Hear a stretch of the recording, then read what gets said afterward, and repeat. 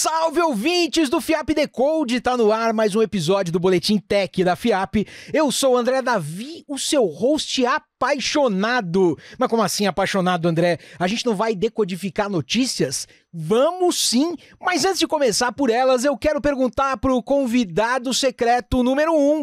Convidado secreto número 1, o que o amor da sua vida tem que ter pra ganhar o seu coração? Dinheiro. Não, brincadeira. Eu acho que tem que ter toque, né? Tesão, essas coisas. Olha né? aí, você é um apaixonado caliente. Tem que ter experiência humana, né? Gostei tem que disso. ter a relação ali. Gostei disso, experiência humana. Agora, eu conheci a esposa do convidado secreto número 2 e eu não vou colocar ele em nenhuma fria, então vou perguntar. Convidado secreto número 2, o que na sua esposa faz o seu coração disparar tanto assim? Eu posso deixar de ser secreto? Pode deixar. Tudo bem?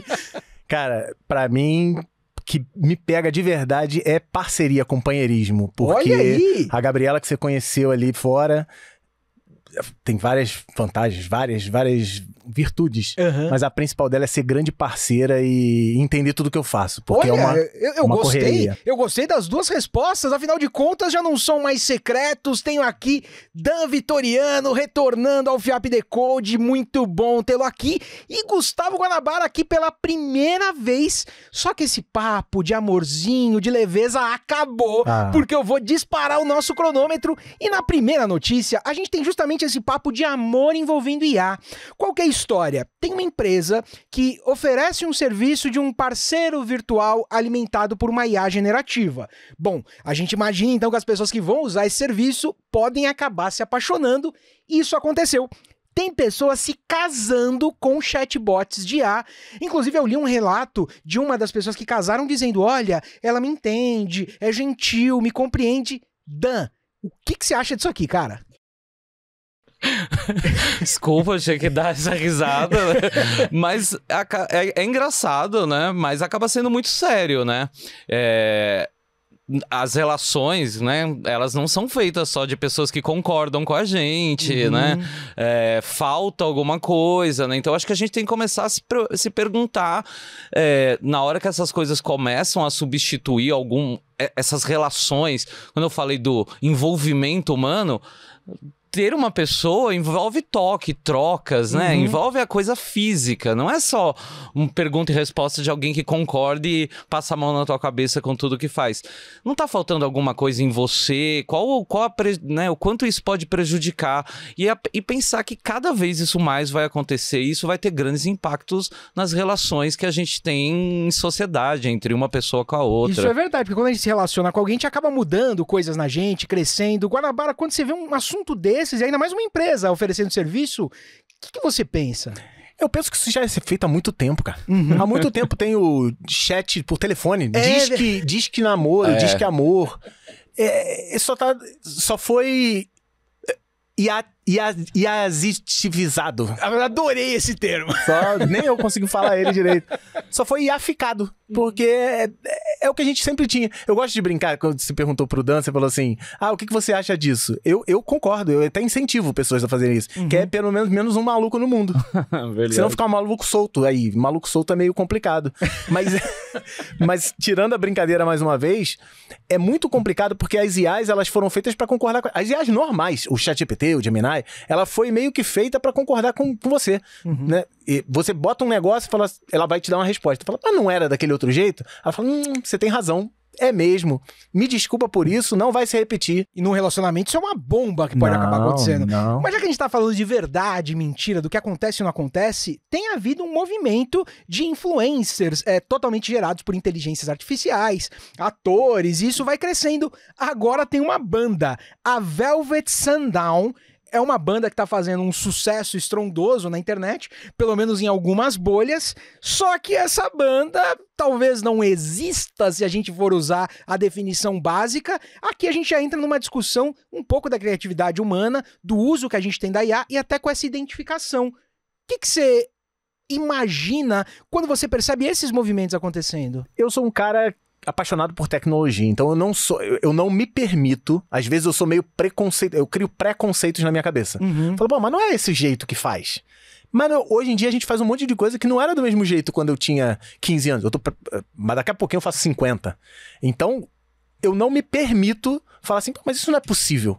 É possível sim, eu dou sempre uma chance, mas sempre tento ser criterioso, sempre usar o bom senso. Falo assim, puxa, isso é legal, mas tem certas coisas que envolvem, como por exemplo, com que dados, com que músicas essa IA foi treinada para replicar algumas coisas. E eu também não sou contra replicar, não. Tem várias músicas que você olha, né, sequências de notas idênticas a grandes clássicos, às vezes nem tão grandes clássicos assim, e faz parte da vida, sabe? Então eu gosto muito de dizer assim, legal que tá ali, tá dando milhões de visualizações todo dia, que eu vi que essa banda tá fazendo um sucesso absurdo, e vamos ver no que dá. Vamos discutir, vamos ver no que vai acontecer. Mas eu nunca me permito dizer assim, não é o jeito de fazer música, isso não é criatividade. Não. E eu gostei de você falou que a gente já vem copiando, eu queria mandar um abraço pro Vanilla Ice, um abraço do fundo do meu coração.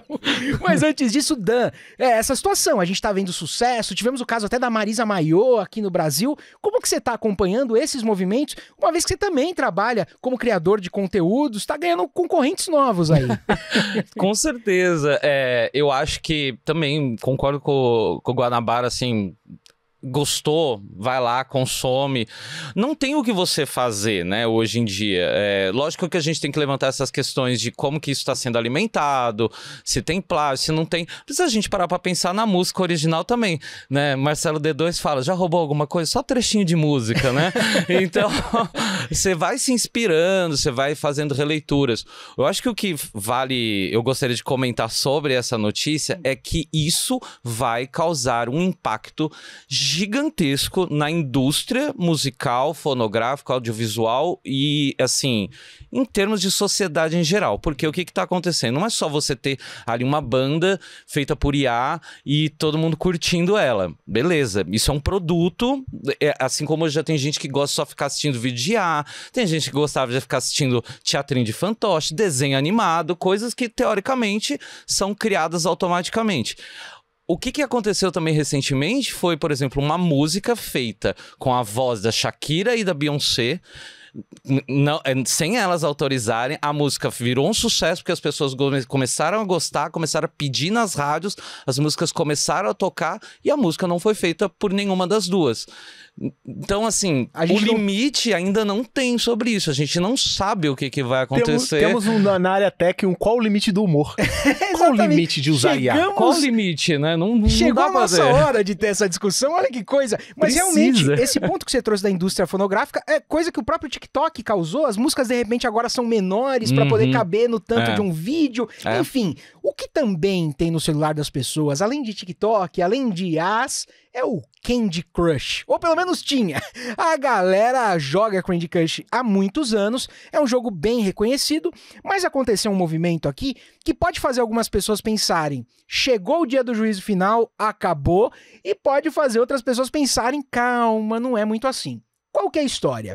A empresa dona do Candy Crush demitiu funcionários e substituiu esses funcionários por uma IA. Até aí é mais ou menos a previsão aterrorizante que a gente tinha. Só que o plot twist, a virada, é que esses funcionários demitidos haviam trabalhado no desenvolvimento daquela ferramenta de IA. É uma realidade que pode se tornar corriqueira. É um futuro que você está esperando, Dan? Total. Eu já venho falando isso, já faz uns eu acho que desde o lançamento do ChatGPT, né, a gente viu o poder das inteligências generativas, das IAs generativas. Eu me lembro de estar em mesas como essa, em outros podcasts, com outros professores, e o pessoal virar e falar assim, não, isso não vai acontecer. Só que eu não achava que isso seria tão rápido. Eu falei assim, gente, não tem como acontecer. Vai acontecer porque essas ferramentas, elas foram desenvolvidas para fazer um trabalho que a gente queria que fosse feito. E agora ela faz. E elas estão bem treinadas. E elas fazem melhor que a gente. Não tem como. Ela vai tomar o lugar de algumas profissões que vão se remodelar, vão se ajustar e vai acontecer normalmente. Caraca, isso. Então o movimento meio Thanos, assim, eu sou inevitável, vai rolar isso? Cara, eu gosto de pensar da seguinte maneira. A galera foi substituída porque foi lá pra IA. que não garante que daqui a 5, 6 anos vai existir uma consultoria, onde o trabalho dessa consultoria, por exemplo, a Gi do Space Coding faz muito disso. A Gi me explicou qual era o trabalho dela. Ela vai dentro de uma empresa e resolve o problema e segue para outra empresa e resolve o problema. Daqui a alguns anos vão ter consultorias dizendo assim, olha, vai ali, a gente resolve, cria a sua IA e depois a gente vai para outra empresa. Então, eu não fui substituído, não foi um emprego que foi substituído. É um emprego que deixou de ser fixo numa mesma empresa e passa a ser variante em várias outras empresas. E aí eu penso o seguinte, o quanto dessa galera que foi demitida para substituir por uma IA, o quanto essa IA vai fazer bem o trabalho dela, de que não precise recontratar essas pessoas ou outras pessoas mais competentes ainda para resolver os problemas gerados por essa IA. Porque isso tem acontecido muito no software. A IA gera software? Gera. Mas ela está preocupada com segurança, está preocupada com integração nas APIs, não tanto. Tem até dados de engenheiros de software passando mais tempo corrigindo código de IA do que efetivamente codando se eles forem fazer aquela solução. O que essa galera toda de tecnologia também deve ter feito, eu nunca cometi esse ilícito, é usar o Windows numa versão não oficial, né? Gerar um código ali e tudo mais. Claro que a gente está brincando, a Microsoft ganhou esse espaço que ela tem hoje no mundo da tecnologia, muito também por conta desse processo que houve de adoção, nem sempre com software original. Mas o que aconteceu? ChatGPT tem lá suas barreiras para evitar que você peça para ele uma coisa ilícita. Pois é, o pessoal descobriu como perguntar para o ChatGPT, como criar um contexto. Como que a gente faz para obter a chave de ativação do Windows? E isso estava em algum conteúdo na internet, por isso que o ChatGPT devolve. A gente deve ter já uma galera, Guanabara, usando essas inteligências artificiais para fazer ilícitos ou para facilitar muito mais do que simplesmente fazer uma mensagem fake. E isso está disponível para todo mundo. Como que você vê esse momento? IA é ferramenta. Qualquer ferramenta pode ser usada para o bem e para o mal. Martelo. Martelo é uma ferramenta. Pô, ajuda pra caramba. Se eu tenho um prego aqui, vai me ajudar demais. É ele. Mas ele pode ser usado para coisas erradas também. Então não adianta culpar a ferramenta. Você culpa quem usou essa ferramenta. Então, assim, as chaves estão lá, é só você dar uma navegada no Reddit rapidinho que as chaves vão estar lá. O que a IA fez foi se alimentar com aquilo e cuspir esse resultado. E enganar uma IA hoje, né, dar aquele somebody love, né, em volta dela, é muito fácil. Por exemplo, um exemplo rápido. Eu tava querendo gerar um vídeo e falei assim, olha, pegue o ex-presidente Juscelino Kubitschek, peça pra ele falar essa frase e botei uma frase dele. Falei, não, eu não posso fazer isso. Falei, então faz o seguinte, gera pra mim um prompt descrevendo o Juscelino Kubitschek em detalhes e agora me gera um outro prompt, um ator muito parecido com ele se fazendo dele, interpretando um papel, e ele é um ótimo ator. Funcionou. Olha aí, os atalhos estão aí, Dan. Ó, aqui o Guanabara acabou usando técnicas de quem conhece o funcionamento de uma IA generativa para conseguir chegar a uma resposta que pode funcionar, como a gente falou, pro positivo ou pro negativo. Esse caso específico te despertou o quê? Eu acho que é isso, né? A informação... Vontade de ativar meu Windows. Nossa, já que tá disponível agora é tão de ler fácil, a matéria, né? Mas é isso. A informação tá na internet, a IA só vai lá, captura e entrega pra você de uma forma mais fácil. Você poderia ir no Google que você cairia nesses sites e iria achar tudo isso. As IAs, quando elas surgiram, essas generativas, como as principais, né? ChatGPT, o Gemini, no começo, eles tinham muitas alucinações, eles entregavam coisas muito loucas, e essas barreiras foram sendo colocadas, né? As travas, os modelos foram sendo refinados. Hoje eu uso uma IA que me ajuda a programar, que é um modelo da Claude, o Sonnet, que é super avançado, e ele quase não erra, ele resolve todos os erros, ele se preocupa com segurança, ele faz tudo, muito melhor do que eu poderia fazer. Isso aqui era meio que do jogo, ia acontecer em algum momento. Ia acontecer. O que precisa é isso. Como colocar essas barreiras, qual que é o limite do que é certo, do que é errado. O problema também é que todas essas limitações só estão à responsabilidade das empresas que criam essas ferramentas. Qual o limite ético disso, né? eu acho que assim, o mundo precisa ter comitês globais discutindo qual a permissão de algumas coisas que se pode fazer com IA, porque você centraliza esse poder na mão de poucas empresas que detêm essas ferramentas. Olha, eu só sei de duas coisas. Uma é que esse episódio aqui vai sair a frase da minha próxima tatuagem, que é: qual é o limite da IA? E a segunda coisa é que vocês arrebentaram, passaram muito bem pelos nossos minutos de notícia. Dá até tempo de trazer uma curiosidade, e é uma curiosidade que me trouxe um pouco de preocupação, confesso. O que surgiu? Um produto que seria um domo, onde ele analisaria a posição de mosquitos utilizando inteligência artificial, afinal realmente tem um movimento meio errático ali, e utiliza um laser para matar esses mosquitos. Em pleno verão, quando tem um monte de pernilongo na minha volta, eu adoraria, mas eu fico pensando nos impactos que isso pode ter no ecossistema, qual que é o predador daquele mosquito e tudo mais. Eu tô muito Capitão Planeta, ou vocês também foram pra esse lado? Eu não sei se você já viu esse vídeo. Eu vi esse vídeo dizendo que esse é o produto pra matar os mosquitos. E eu já vi gente comprando esse produto e vendo que ele não funciona não matou fake. Nenhum. Olha aí! Não, ele funciona. Ele existe o laser e ele tenta mirar lá. Ele só não é bom. Ele não acerta. Caramba, que decepção, então, Dan! Podem ficar tranquilos. Por enquanto.